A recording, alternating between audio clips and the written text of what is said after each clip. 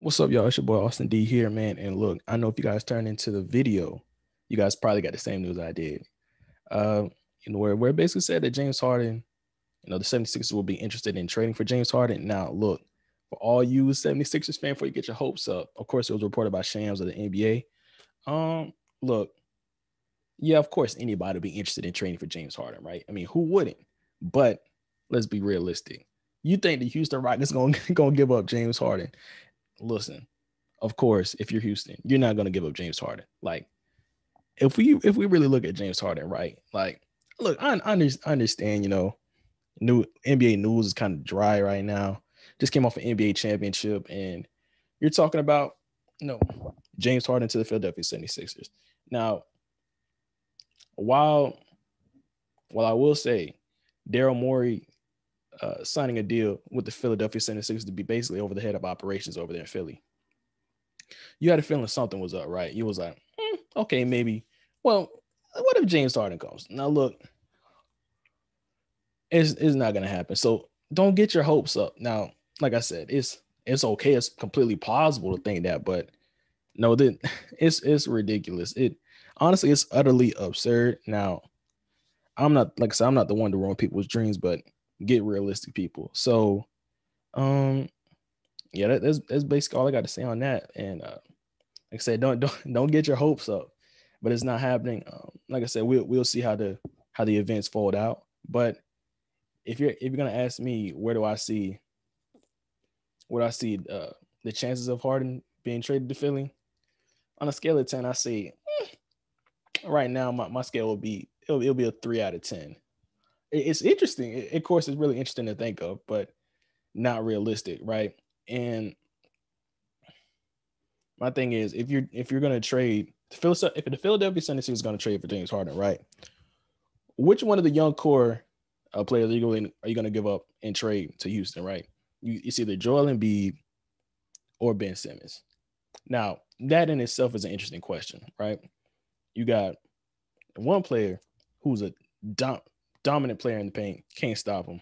He has a nice little 3-point shot. When he can step out when he decides to want to, but he does most of his work in the paint. That's what he's really good at, right? And then you're talking about basically a 6'10" point guard, 6'10", 6'11" point guard. Some would say he was like a once in a generation talent, right? He got compared to being the next LeBron James when he came into the league, but he can't shoot the ball. He can play defense. He can pass the ball well, bring it up. Like I said, basically like a 6'10", 6'11" point guard, but he can't shoot the three.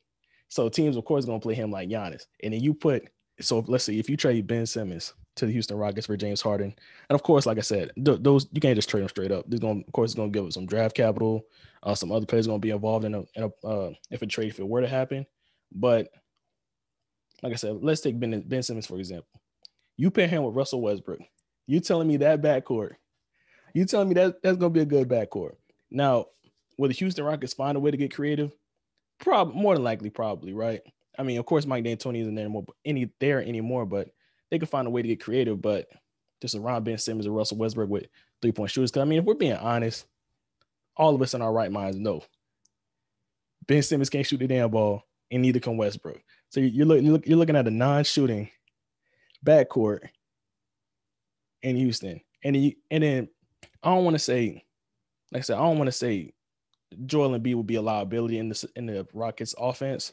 Well, not actually, I could see Joel Embiid there too, right? I mean, if Mike D'Antoni was still there, I'd say they'll be completely out the window, right? But Joel Embiid in Houston is kind of intriguing because this whole time we've been talking about there's no way the Rockets can win, even contend for a championship with their small ball type of experiment, right? Like Daryl Morey tried everything in his power to sell us on that. Try to sell us like a snake oil salesman, right? It didn't work. As simple as that, it didn't work. But yeah, I believe Daryl Morey's going to try to find a way to get creative in Philly. Do I believe the trade is going to be successful? Hell no. And it's really simple as that. I don't believe it's gonna. I don't think the trade is gonna occur. Like I say, it's good. It's good for noise. It's good to talk about, but it's in theory. I don't I don't think it work. I don't really think it works either way.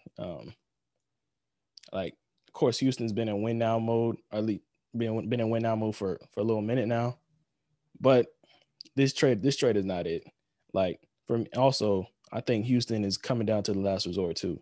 Because you're talking about James Harden, the player who's been in the league for 11 seasons, went to Houston,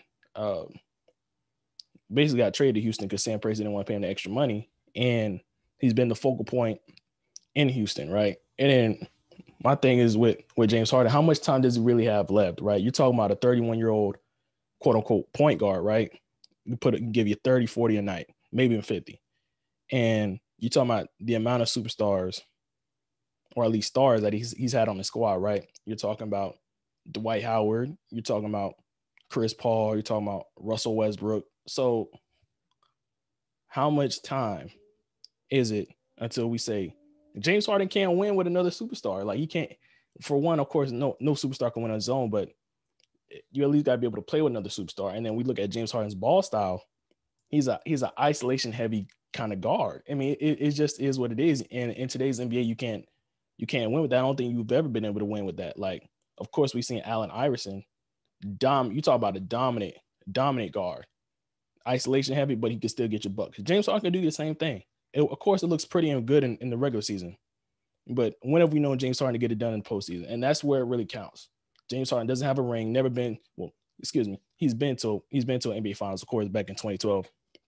Excuse me, with the Oklahoma City Thunder. But I mean, James Harden, I don't know how many more chances you can give this dude. Like, and trust me, I don't hate James Harden. Of course not. I don't hate James Harden. Like I said, he get buckets. One of the best scorers in NBA history that we've ever seen. But it's a matter of time. James Harden is 31. You can't continue to play that and then wonder why you're not advancing that far into the postseason, not getting the results that you want. Hence why he's not an NBA championship champion right now. But, you guys tell me what you think. You guys make sure to catch up on the podcast. That's right, the Austin D Radio podcast. I'll leave the links down in the bio. You guys get on Apple Podcasts, Spotify, iHeartRadio, basically wherever you guys get your podcast. That's where you guys can stream it from. But anyways, until next time, peace.